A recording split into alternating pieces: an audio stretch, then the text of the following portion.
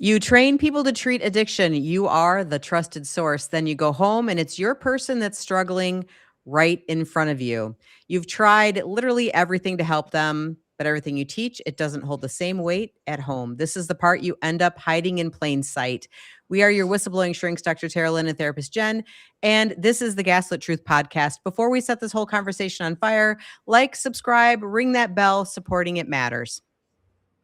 And everybody, just remember that Dr. Terry and I, we are deprescribers. What does that mean? It means that we help you get off of psychiatric medication safely for the brain and for the body.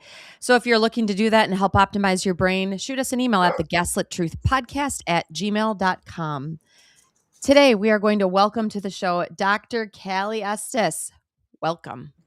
Hey, thanks for having me. Yes. Okay. Here's a little bit about Cali, guys. She has her PhD, and she is a global leader in addiction recovery and in mental health. With 25 years of experience, she's worked with CEOs, celebrities, high performers to address addiction, burnout, and trauma. She founded the Addictions Academy and Sober on Demand, training over 60,000 professionals across 28 countries. A 6-time #1 best-selling author and speaker, her work has been featured by CNN, Forbes, People, and Fox. Welcome to the show, Cali. Thanks for having me. Glad to be here.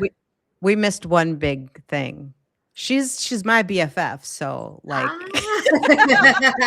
that's all that matters. All that other crap, yeah. Why is that not in your bio for the whole world to hear? Like, you might need to fix that shit, Cali. I'm working on it. Baby steps. Yeah, baby steps. All right. Yeah. We're going to start from the beginning here because Cali has some important things to share. Yeah. Well, I want to ask you, how did you get involved in the addiction space in the first place?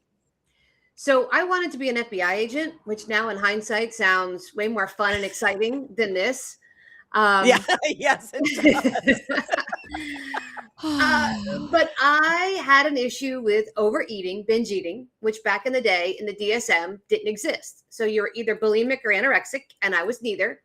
So I ended up at a counselor who sent me to a fat doctor who put me on fen-phen. And I got addicted to fen-phen. And when they recalled it, I switched to Rip Fuel, which was legal. And when they took that off the market, I switched to speed. And then I got addicted.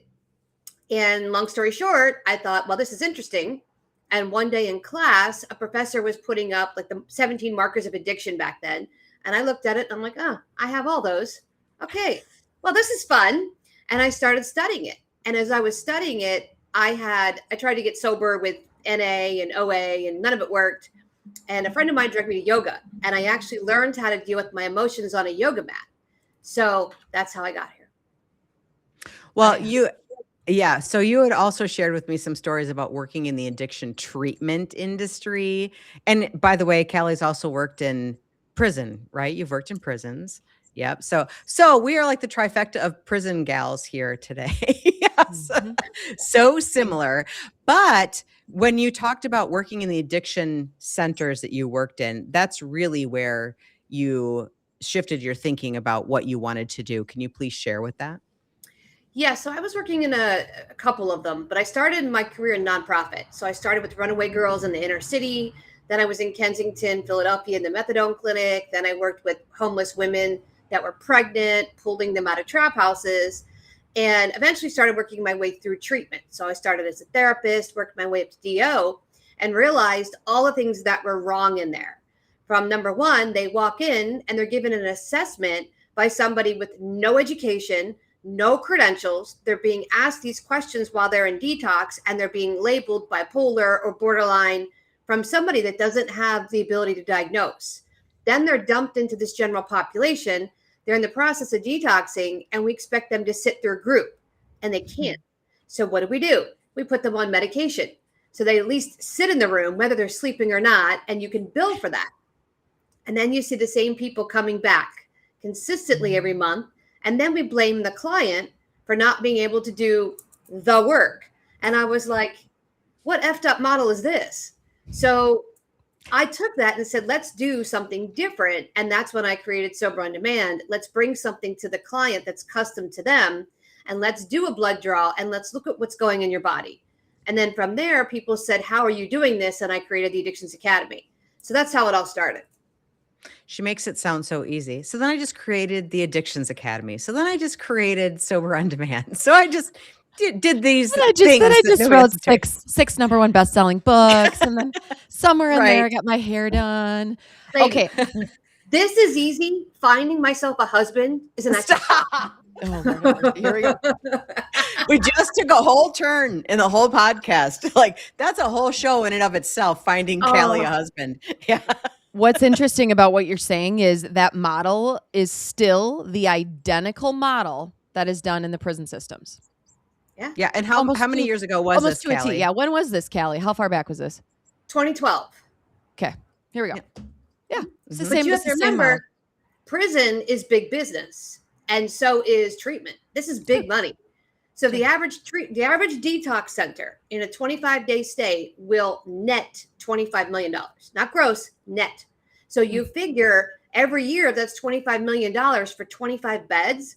We have a very, very lucrative model, but a very, very unsuccessful result. So Right. that's a very big imbalance. Mhm. What do you think it would take? Well, what's the most unsuccessful part of that model? And what do you think it would take to make it more successful? Well, I think first of all, we need to stop giving people medication when they walk in the door. That's the first thing. And we need to figure out what's going on in their body. Blood draw, urinalysis, saliva test, what's happening here? Then somatic therapy. Where's the trauma stored in the body? EMDR is so underutilized in treatment. They put you in a therapy session, and the first session is the therapist asking you your biopsychosocial. That's not a session, it's questions. Then your second session is, oh, how do you feel today? I feel awful. I'm in treatment. I'm smoking cigarettes, drinking Monster, and you put me on all these SSRIs. I feel like crap. Okay, great. See you next week. And the same thing next week is, oh, discharge planning. Let's get you ready to leave. There really is no therapy, like actual true EMDR, somatic therapy, healing the body, Sigfrido frequency. I mean, I'm into the whole biohacking stuff. All of that, you put that in a center, you're going to have a success rate. But then you have a problem. When your clients are successful, you don't have repetitive clients. So your business now suffers from, how do I get a new fresh supply of clients? And that's why you see all this body brokering and all these people paying for people to come into treatment because they can't keep their beds full. So you mentioned body brokering, and I don't know if our audience knows what that is. So give us the dirty version of what is body brokering. So the addiction and mental health space is one of the dirtiest industries out there.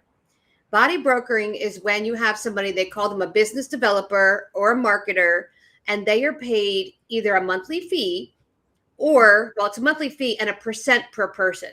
So every person you bring into treatment, you're paid something, 1%, 5%, $100, $1,000, whatever it is. And in some states, it's still legal.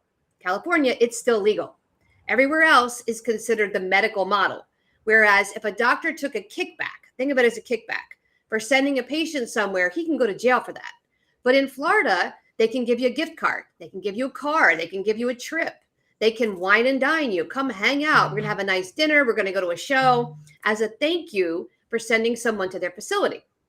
Now, where it's interesting is like people do that in real estate all the time. They do that if you're a hairdresser all the time. They do that in the movie business, as Dr. Terry and I are learning. The kickback thing is alive and well. But in our space, it's illegal. It's literally paying for people to get health care. So they're doing it because it's super lucrative and they need their beds filled. And that's why you see a lot of these business developers and marketers, they don't last past 6 months at a facility. And they'll say, come to Bob's treatment. It's the most amazing ever. And then you'll see a post that says, I'm no longer with Bob's. I'm with Josie's treatment center. Come to this one. It's just as good. And you're like, What happened? 6 months later, yeah, I'm over here. Because they're not filling the bed. So they get fired and they have to start over. Mm-hmm. So I just want to share something to put this in perspective. I was at one of the largest symposiums on addictions not so long ago, sitting in a marketing meeting, and they were talking about how illegal, unethical, immoral it is to get paid for heads and beds, right? So that's what it is. Like there's a number. So if I bring in client A, I get $1 on your head, right, to bring you into treatment. And this was early on. This was probably 10 or more years ago for me. And I went back to my hotel room and I got a phone call from a guy wanting me to market in our state, Wisconsin here. And I said, well, how am I going to get paid to market here? And he goes, well, we'll pay you per person that you bring to us. And I said, I literally said, I just sat through a marketing seminar about how illegal and unethical this is. And here they are right in the symposium trying to get people to do that for them. Sure. Right? It's like the drug dealer it's the drug dealer goes to AA. Yes, Hello. Exactly. It works, right? It does work. It is a model that works. It's a model that works for money. It's not a model that works for clients. Yes. So let's talk a little bit about let's talk about when a treatment center relapses the whole center. Have you heard of that?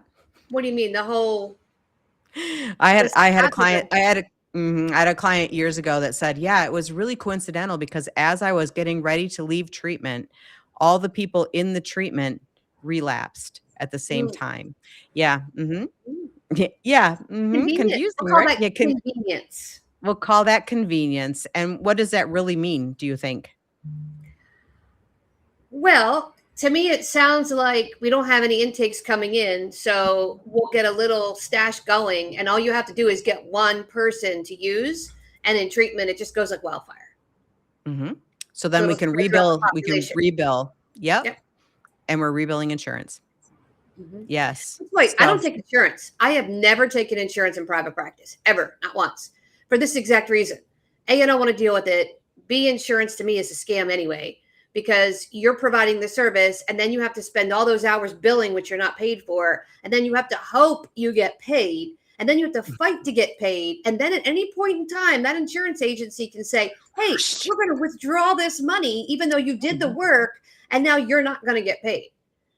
Yep. That's reality, folks. That's reality. Conversation Terry and I just had a few weeks ago, and yes, that's the reality we sit in, and it happens all the time.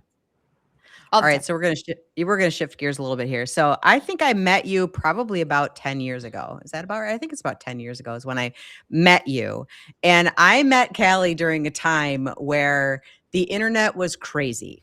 Now, we think the internet is crazy now, like social media is insane now. It was more insane 10 years ago because it didn't have the same bumpers, if you will. Like people were allowed to say lots of horrible things to other people. So I met her in the midst of all of this social media attacks on her as a person. So imagine that's the first time I met her. And I was like, this is really interesting. Why do all these people dislike her so much? Right. And so I was sitting back going, I just need to let this ride out. I just need to figure out what is going on here for me. Would you please talk about 10 years ago, what was going on for you in social media? I want people to understand what you went through. So it all started with, I started teaching intervention and recovery coach training when it wasn't even a thing yet. So I came out the same time CCAR came out with recovery coach. Fine. But there were 4 intervention trainers, only 4. And they were charging about 10 grand for a 2-day seminar in this intervention training. And I sat back and I went, why is this so expensive? It's 2 days. It's really not hard. It's basically sales.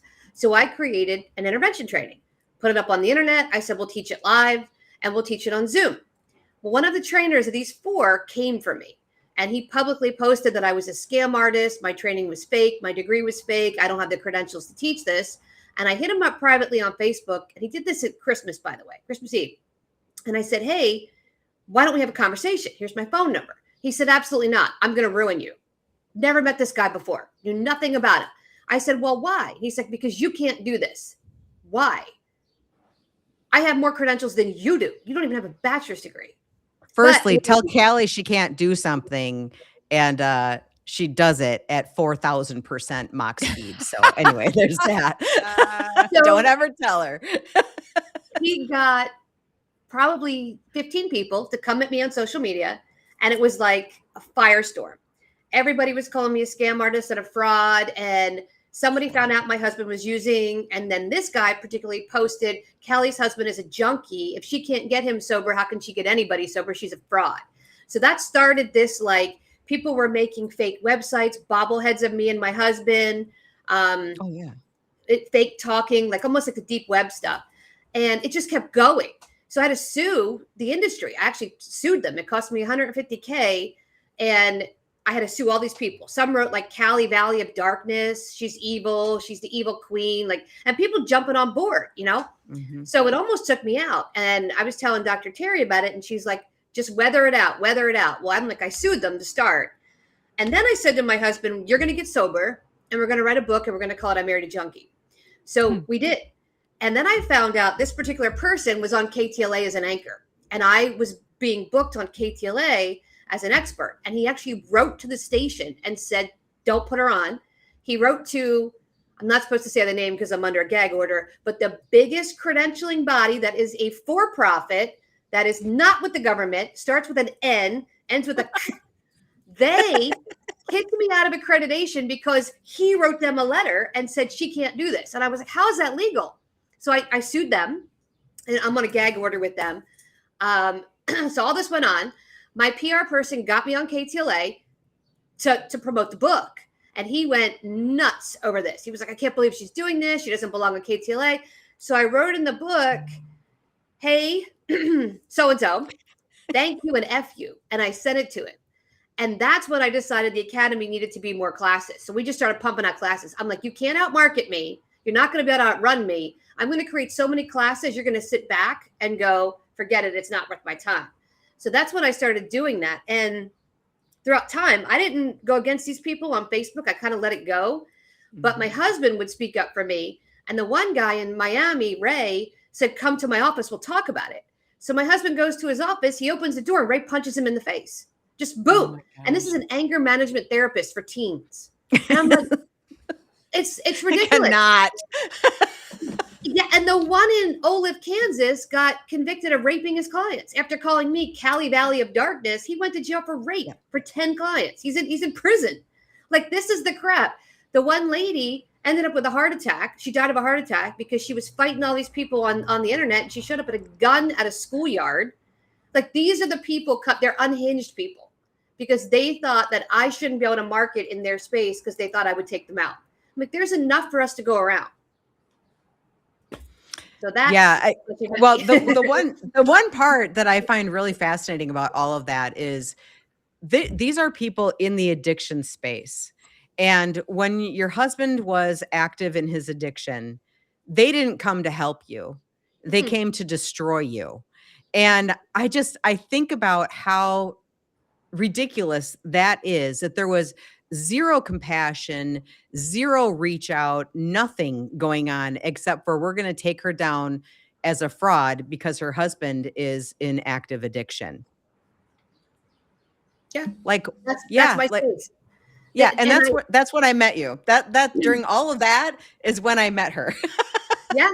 And so people ask me, they're like, give me a word to describe Dr. Cali. And I say misunderstood. That's what I say, misunderstood. Because in those early days, you were fighting such a big battle of just people coming at you and who do you trust and who do you not trust.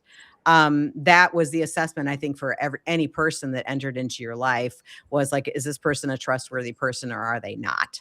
Right? Yeah. Mm-hmm. Yeah. So let's fast forward the story a little bit because I want you to talk a little bit about Tim. So yeah, Tim, he would get sober and then he would relapse and then he'd get sober and then he'd relapse. And he had altogether 14 car crashes, 5 overdoses, SWAT and Homeland Security at my house. So that was a lot. And when he finally passed away, Dr. Terry was the only one that showed up, believe it or not. Nobody in the addiction space showed up. I got flowers from a few. A lot of people stepped back and stopped talking to me. Like, they just cut me off. And it was the strangest thing. It was like, either they can't deal with death or, I don't know. I would reach out and it would just be blank. There'd be nothing on the other end unless they needed something from me. And I was like, okay. So you learn who your friends are when you lose a spouse real fast. You learn who your family is, because they didn't come either. No one came except for Dr. Terry. So now I owe her. No. My life. Just put her name in your bio, Kelly. It's fine. Yeah. Good. We already established this. She's the lead in the movie. She just took over. She came out with this like, Oh, I heard. Tell me all about it. I'm like, who's shocked by that? Were you shocked? No. Would I be shocked by fuck no. But these guys didn't know her, so she did so good. I was talking to Peter yesterday because there's a big I'm blushing thing over here. And Peter's like, she's gonna come to every movie and she's gonna make sure we have snacks. I said, I'm your BFF. Snacks. Like, no, it was like I was like the soccer mom at the film. Yes. She's like, we need her. She made everybody organized. Nobody fought. Everybody was fed. I'm like, what did I do? And he just looked at me. I could see Nothing. it. Terry's sitting here going, it's been 3 hours since anybody ate a protein. Yes. I Yes.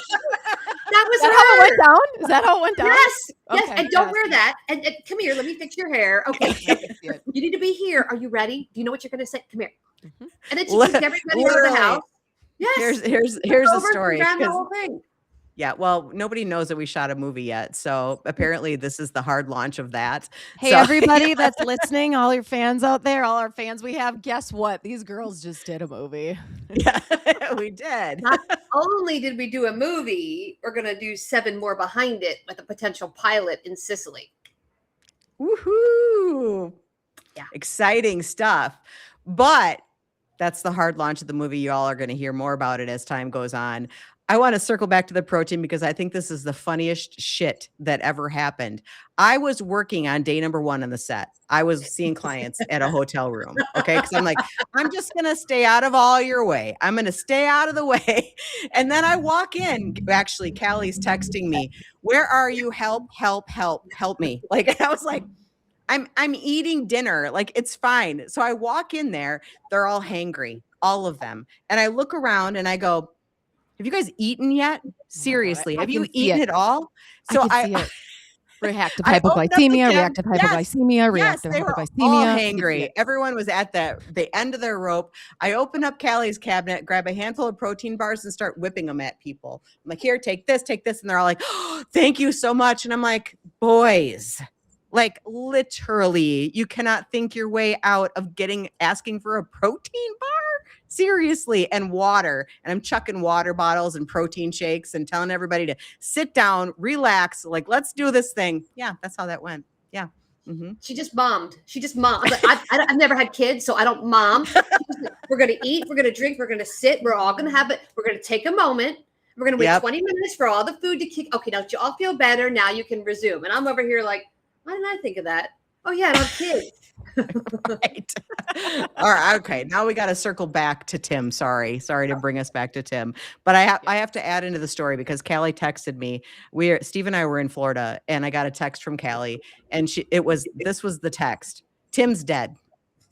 And my response back to that was, Tim who? Like, cause I was like, what are you talking about? And she goes, my husband, Tim. And I was like, what in the first of all, don't ever text your friend that your husband dies. Like, let's not do that. Second of all, I know this was several years ago, you guys. So we are allowed to laugh and we are allowed to have a good time, even in grief. It's fine. Okay. But anyway, so then it was Steve and I said, listen, I got to go see Callie. I got to drive to her and I got to stay for as long as it takes to stay. Cause I would want a friend to do that for me if anything happened to Steve. So that was the day that Callie and I solidified that if anything happens, we just say the word and we're on a plane. That was it. Right. Yes. But during that time, it was very interesting because like she said, it was crickets. Like it was so quiet. Like all of the people that came at her before were gone. And I don't know if that was like, they were in their own shame about it. But then suddenly something changed. And then she became, I'm paraphrasing, she became kind of a hero in the space because now she lost a loved one to addiction, right? While the loved one is active in addiction, we don't give 2 shits about it. And all we're going to do is criticize the person. After you lost the person, though, like suddenly the relevance changed. anyways, that's the way I looked at it. And I thought, well, that's the shittiest thing I've ever seen in my life too. Like you have to lose somebody to be welcomed back into the club, right? Mm. Yes. I think part of that was they didn't want to come at me now because now I could say, someone would say, or I could say, now you're coming at a grieving widow. Why are you behaving this way? Now they look bad. So I don't think it was they felt guilt and shame. I think it was they didn't want to be berated online for coming at a widow that way. So it got real quiet. And then I just kept going. I'm like, you know what? Okay, now it's quiet. I'm going to keep pumping stuff out. And then people online ask me, what happened? When somebody dies, they don't say, are you okay? They go, oh, what happened? I never answered. I just said heart attack, 29 days sober. That's all I said. So you know what? I'm going to put this in a book because I don't think the world deserves to hear the details because they didn't come to say, are you okay? Or do you need anything? So the people that came in and asked knew the story behind the closed doors, but a lot of people assumed he overdosed. And I had someone say to me the other day, like, oh my God, I never actually asked you. I just assumed he overdosed. And I said, no, he was sober. Yeah. So, I remember when we were talking about that with Ronnie and Mike, and they're like, oh yeah, everybody assumes that he overdosed and died. And I'm like, that's because nobody's asking and nobody's listening to the story at all. Nobody wants to hear it. I think that's the narrative that they want to hear is that he overdosed and died because that narrative, It fits. It fits. Yeah. Mm-hmm. It fits. Yeah. And then suddenly you're welcomed back into the grieving widows club or, that type of group. And I just sickness, Terry, it fits a sickness model. When I think about this all like as addiction, right. And as a model of just sickness, right. And all the semantics, the bullshit we deal with behind this, right. It fits all of that. So you write the narrative, you finish the narrative, and sure, it's another addict. Because we have all these perceptions of what an addict is, how biologically an addict is fucked, how an addict will never get better, how look at all the circle of treatment, right? The door, you go in and out, in and out, in and out. It fits all of it, which is, it's disgusting and backwards, but it fits. It also fits. There's an interesting thing that I just thought of. When he was active in addiction and you were doing the Addictions Academy and all these things, the narrative that doesn't fit is success. Like somebody cannot be successful in the family if someone is struggling with addiction. And I think that was the disconnect for you in the space. Yeah, because that's not what you should be doing. You shouldn't be growing. The one guy with the whole intervention thing, he was trying to get the Pennsylvania board to say that the CIP, Certified Intervention Professional, was the only credential you could have. And I challenged it because I said the PA board isn't run by the state of Pennsylvania. It's a private for-profit under ICNRC, which again is a private for-profit. This has nothing to do with the state. You're already telling people state of Pennsylvania board, you're misnomering people. Like this is what I'm fighting against. Then they said the CIP is national. Well, how is it national if it's Pennsylvania? So I challenged it. And then they grandfathered all these teachers in and then required that the students have a bachelor's. And I said, your teachers don't have bachelor's. How is it that I'm going to go with this teacher with no bachelor's and I have to have a bachelor's and 500 hours in the field? Bullshit. So I challenged it and they actually took the whole thing off the market for 2 years and rewrote the whole thing and came back out and said, you have to have a high school education. That was me. So I single-handedly did that. And he was pissed because his was number one. And he was getting recognized as the trainer. So when I served him, this is kind of soup du jour or whatever you want to call it. I served him. He would teach private locations in these big houses out here, all up down the West Coast. So you didn't know where his training was until it was released to you by email. So I actually served him in a private residence when he went to stand up in front of 10 people. My PI was in the front row as a student. He had no idea. And he'd get up and start talking. I am, me. And the guy goes, and he says, are you so-and-so? And he said, of course I'm so-and-so. Did you not recognize me? And he goes, here you go. He got served on stage. And what he said, what I heard was he opened it and he dropped the C word, the B word, the F word, threw my name in the ring. He was livid. And I was like, touche, motherfucker. There you go. So that's how that went. And I haven't heard of Pete. He cut me a check to get out of the lawsuit because the way it all went down, and we're all in a gag order, but people know who he is and people know what he stands for. And this is all because you walked into a space that he said was his. Yeah. That's and it. he was on the front cover of Time magazine for being bullied in New York City. And then he became a bully. And I said that to him. You're on the front cover of magazine being bullied because of your choice in sexual partners, if you will. And now you're doing it to me because you don't like me. That's not okay. You can't be a victim and a bully. Pick one. Pick a lane. You want to be a victim, be a victim. You want to be a bully, but you're in two lanes and that doesn't work for me. So I challenged it.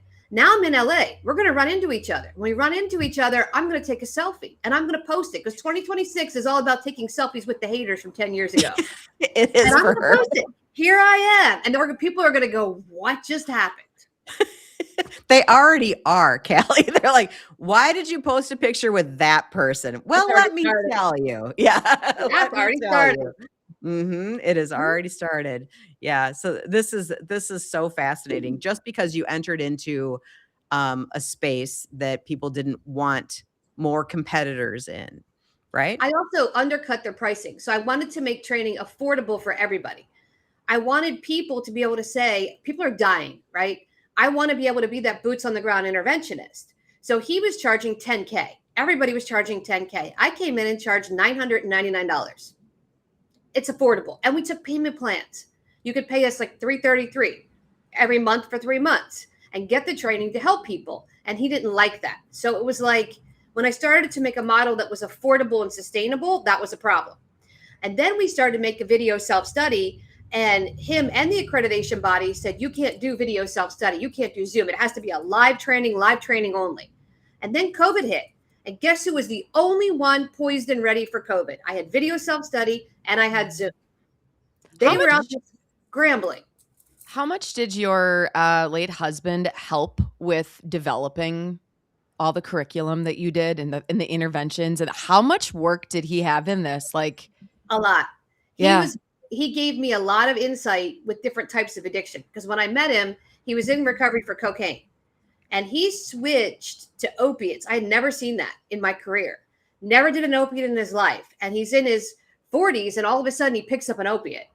And he got hooked. And he couldn't get off. And he went from Oxy and Roxy, which were $3 a pill.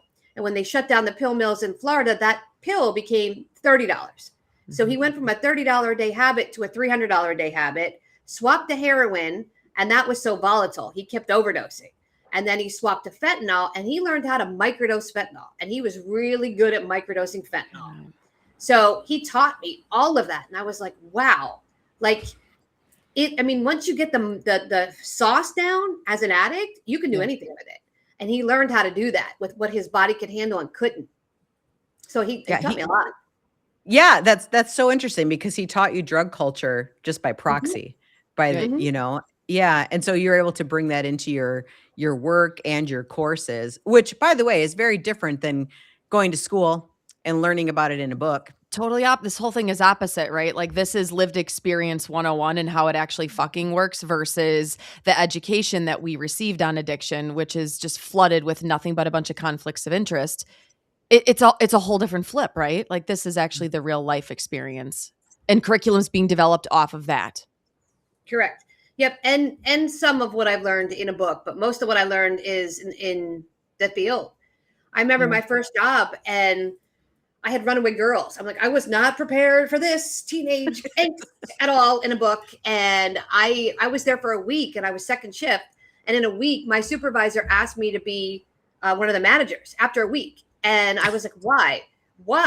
And she goes, keep in mind, I'm in the inner city. So I'm the only white girl on staff. None of our population is white. I had a 14-year-old girl bigger than me on the first night, right here in my face, challenge me that she was going to knock me out. And my response was completely the opposite of what it should have been.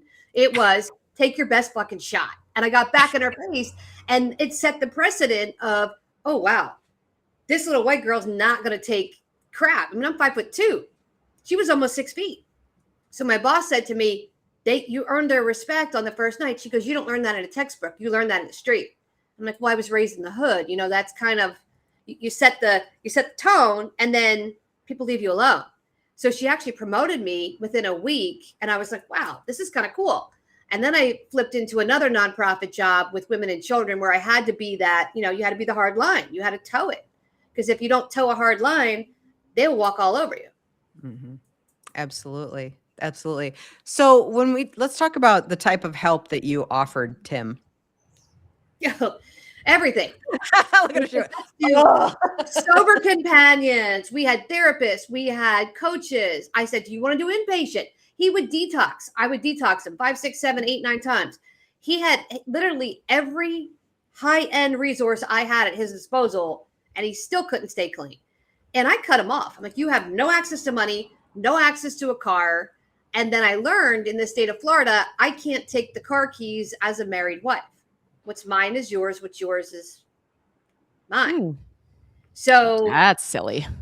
That's how it is. Yep. So he would take the car, he'd crash the car. And then I said, I'm done. I'm not fixing anything. And he would pawn his drum set. He pawned all the musical equipment, all the tools, my jewelry. And I would always get it back out again. And finally I said, I'm done. I don't care. Keep it. And he was like, well, what do you mean keep it? I'm like, you lost it. I'm not paying for it. And when I put my foot down, he was like, uh-oh, like there's no more free ride. I shut the bank account off. He didn't have credit cards. I said, you want to get high? You'll figure it out. And he did. And he caught a charge, stealing from Home Depot. And I'm like, okay, that's a you problem, not a me problem. You'll figure it out. Mm-hmm. What do you think would have taken to get him completely sober earlier? Mm-hmm. I asked him that once. And he said to me, I don't ever want to be sober. I like being medically altered. And I said, so literally nothing. Nothing. And he said to me, he's like, I live fast and furious. He said, I'll retire. He said, I retired first. I'll work later in life. Meaning all he wanted to do was have fun. And he wanted to travel and do drugs and have a good time. And he did. I mean, he lived life to the fullest. And I said to him, you're going to die young. And he goes, okay. He really had no desire to be sober. And when he was sober, he was bored. And he's like, I'm bored. I'm like, I know. Life isn't all rainbows and butterflies. And he's like, I hate when you say that. I'm like, well, it's not. You got to work. You got to adult. He never learned how to adult. And a lot of that was his way he was raised. And I would tell him that. I'm like, you were raised in this cocoon where you had the Beaver Cleaver family. Mom and dad were school teachers and school superintendents. His older brother worked for NASA. His younger brother was a psychologist. There was no arguing. You weren't allowed to raise your voice. You had dinner at 5 o'clock. Mom would make a very good meal. It was a protein, a vegetable, and a carb. Like everything was done for him, that when he had to do anything, he didn't have that coping mechanism. But he could figure out a way to live. Like he had the underbelly side where the two older brothers, when they lost their job, were going, Mommy, pay my rent. Mommy, pay my car payment. And Mommy and Daddy did. He didn't do that. He figured out how to steal. And he would pay his car payment. Mm-hmm. So he had that hood element, which I identified with because I'm like, I get that. But that family never gave them a skill set. To this day, his two brothers are a shit show. Still, because they don't know how to live. They don't know how to adult. Tell us about his career, Cali. Tell us about his. Oh, sorry, Carrie. Cut. Yeah. Tell us about his career. So he was a drummer in a rock band. He actually did really good. They were almost signed to Geffen one year. And then he caught a charge. This is going way back before me. So he started off coming to LA when he was 19 and playing in a band and playing in a real successful band. And then his high school sweetheart came out here, which he shouldn't have done. And they ended up getting pregnant. And that kind of took him on a trajectory of that. And then he quit the band. And then he caught a charge because they were doing drugs, went to prison, and then got out, met another girl, got her pregnant, got another charge, went to jail, lost the Geffen deal, and then finally cleaned up. And then he was in New York City and he got baptized. This is what happened to him. And he said, when I got baptized, I realized all this stuff I'm doing is getting me nowhere. And he took a year off and he just worked on himself and then was looking for his partner. And I just lost the fitness company. I was basically homeless, squatting in a house with no heat, no running water. And I was looking for my partner too, because I was tired, and we collided. And we were broke for the first 5-6 years. When I say broke, I mean like zero in the bank account. Like you pay your rent and then you're like, okay, how are we going to eat today? Let's plan. And we had a blast. We had such a good time. It was so much fun. And then as I started building my career and making money, that's when he started using again. and he was like, kind of got out of control. And he was always in a band. He played with some big bands. He played with Buck Cherry. He was with Fuel. He went out with Hinder. He played with Eric Sardinas, a Big Motor, but he never could get out of his own way. And then something would hit him, like his dad got cancer. That was a relapse. His ex-wife wanted him to give up custody of the kid, or she wouldn't release his passport. I mean, dirty stuff, like work together. So I had to go meet her to get the passport and, give her the rights of the kid and all this stuff. It was like, this is just crazy. But he had such a full, fun life. And I got to be part of that. It was really cool. Like going on tour of the band in a tour bus and flying all over the country and being backstage at the whiskey, all of those things I wouldn't have got to do. So I'm glad I got to do them, even though, it ended the way it did. Mm-hmm. Yeah. Wow. Well, I would say that type of lifestyle is not necessarily compatible with being a house husband then, like, yeah. Yes. I mean, it's like saying like you fly helicopters and jump out of helicopters for a living. Now work at a desk job. Like what? No, those are adrenaline producing careers that having a regular traditional, traditional husband type circumstance isn't going to fare well. So I understand when he's saying like, I'm bored. If I'm not high, I'm bored. Yeah. I mean, I can't see myself with a traditional husband working 9 to 5. And the excitement is going to the movies on a Friday night. Like kill me now. I can't do that. Like I have to have the jet setter, the fun person, the crazy person. Like, is this what's getting in the way of finding the man for Cali now? Is this one of the issues that you're running into? Yes. Okay. All right. He's like, you need the safe guy. You need the safe guy. He has to have a job and he has to be safe. And I'm like, he does have to have a job. Come on. He has to have a job. Yes. He needs a job. But she's like, he needs to take your nervous system down a notch. But the problem is those guys bore me. Like I need tattoos and piercings and fun. And she's like, that is pure chaos. And I'm like, can we get controlled chaos? Yeah. No. No. No. All right. So what part of the story have you never talked about or would you like to tell people? I think the biggest part of this story is that people think he died of an overdose because I found so much fentanyl and crack pipes in the house when he died. Like it was ridiculous. But I think too, when somebody passes away and they're an active drug user, you don't know what to expect. So like the pawn store's calling 30 days later, you don't expect that. You don't expect the emails. You don't expect all of that kind of stuff. He was getting sued at one point because he rescued and saved a dog that got hit by a car. And he took it to the vet and the veterinarian double charged him on my credit card. So it was so weird. She charged him for the stuff that was already done. Instead of actually fixing the dog's hip, she charged us for medication and like an overnight visit. It was like 4 days and stuff. And it was $5,000.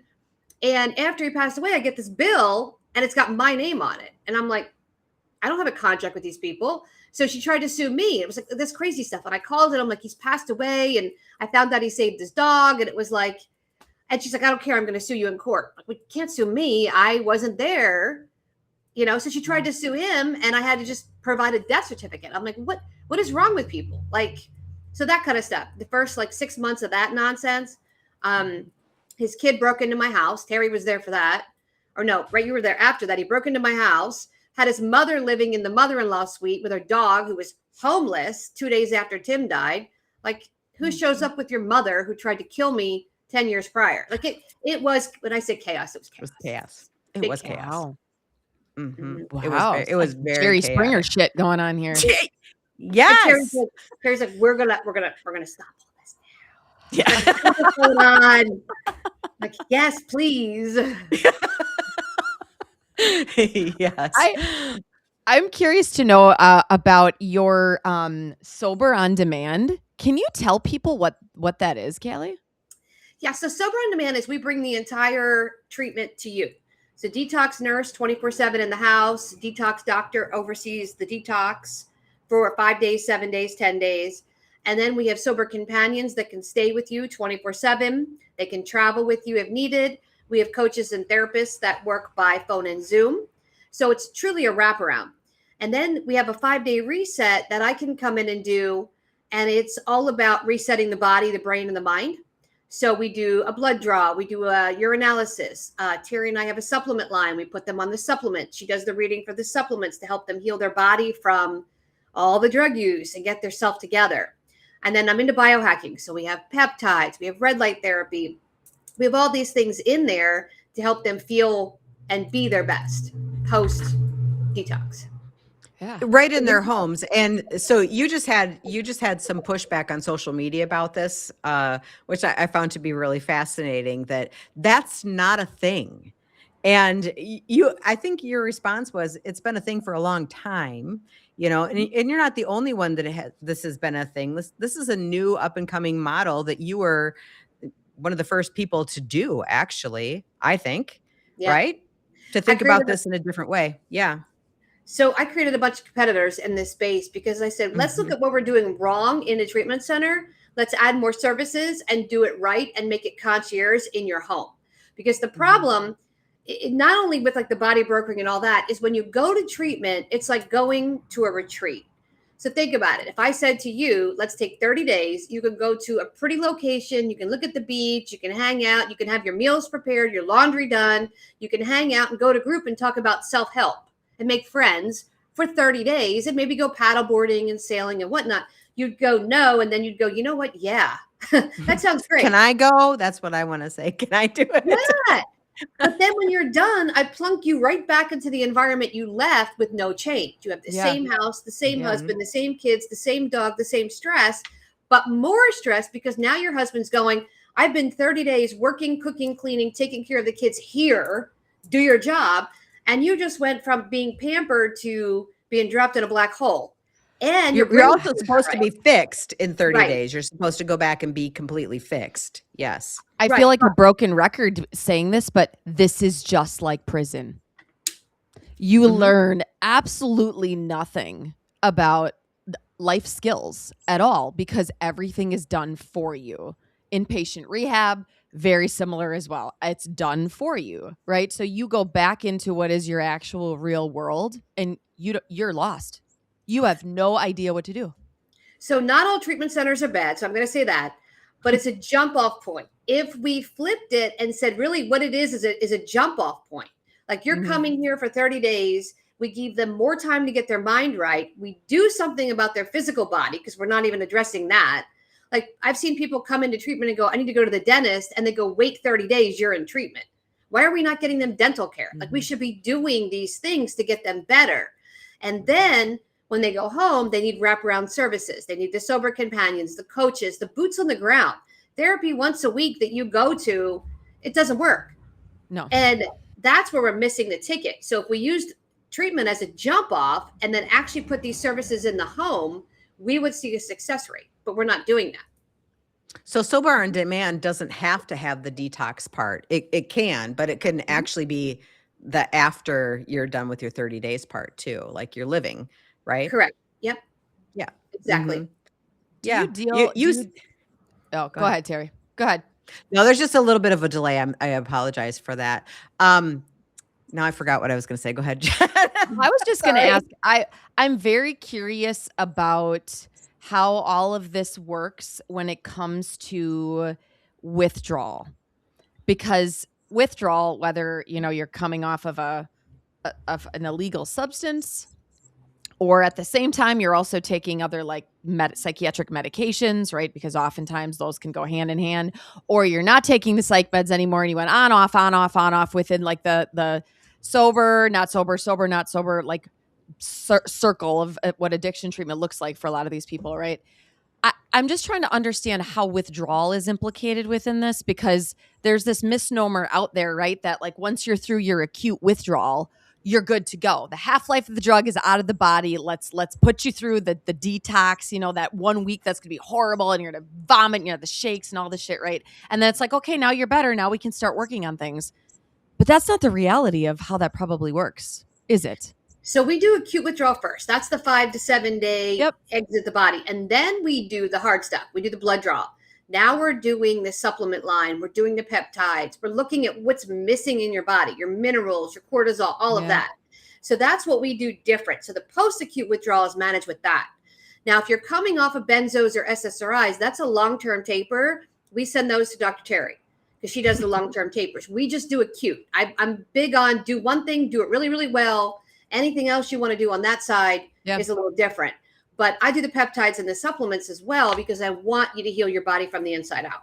Yeah. But that's the whole missing piece in not just addiction, but mental health too, is the recalibration of the brain and the body after the substance has left. That's the whole key. Because I do know in the addiction world, it's mostly like, well, just white knuckle it, do nothing and wait it out until you feel better. And I'm like, why?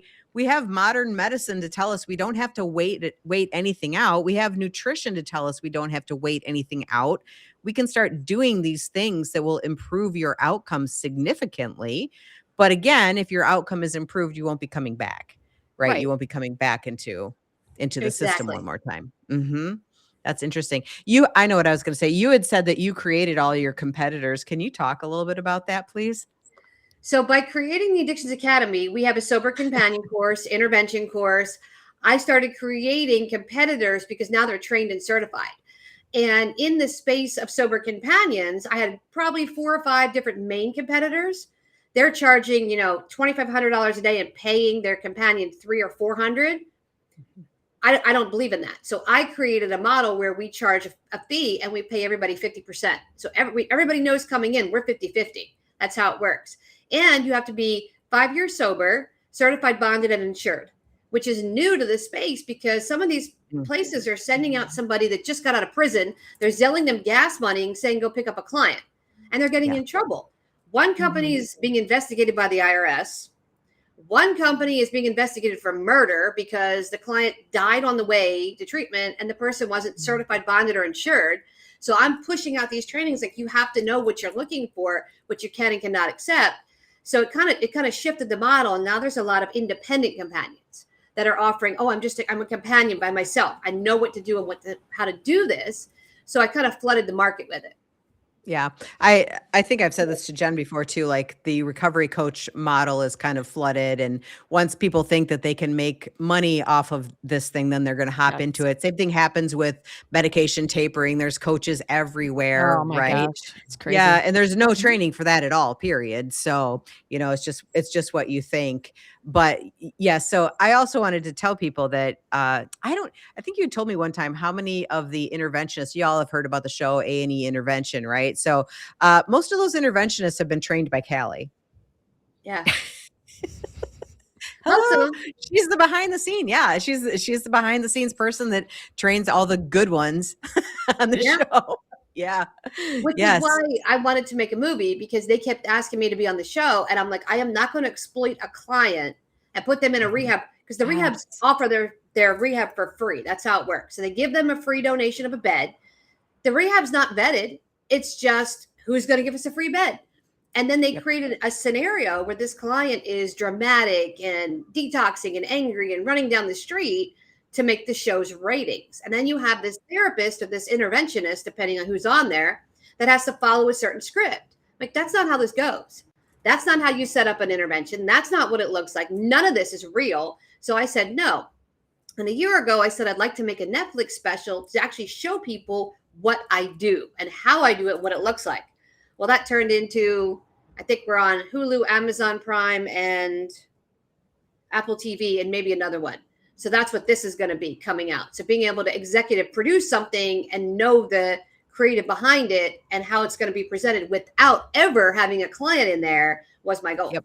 Yeah. And I remember all of us were talking about that too. Like what we will not do is exploit a client in the throes of this movie. Like we can still do it and share what we know without having a person that's down on their luck so badly, right. So it's very interesting. So, well, I have to say, I cannot wait for this movie to come out. Yes. I'm so proud of us. It was 5 days of. It's a lot. It was a lot. Where are my pants? Where's my shirt? Yeah. Oh, wait. Did you eat? Because no pants are the best pants. Because my pants got lost in the making of this movie, but I think they're in transit now back to my home. So I lost yeah, my so sanity. You lost your pants. We are I not the lost my pants. same. She lost her sanity. Yes, exactly. It was so good. So yeah, well, you all will hear more about this movie the closer it comes to release, which I'm not sure when that is. But it should be pretty soon, I would think, right? I think they're looking at summer because I just got off the phone with the marketing team. So they have a direction of the way they're going to lay it out. And then they're going to start piecing it together. And then they're going to have meetings with us where we have to go through and say yes or no, this is the section or not the section or how we like it to look. So that's next. Nice. All right. Well, if you guys have hung out with us this long, this is the Gaslit Truth Podcast. Send us your Gaslit Truth Podcast, or send us your Gaslit Truth at the Gaslit Truth Podcast at gmail.com. I cannot speak. Anyway, make sure you like, comment, subscribe, do all the things, ring the bell, and we'll see you next time. Thanks for coming on, Cali. Thanks for having me.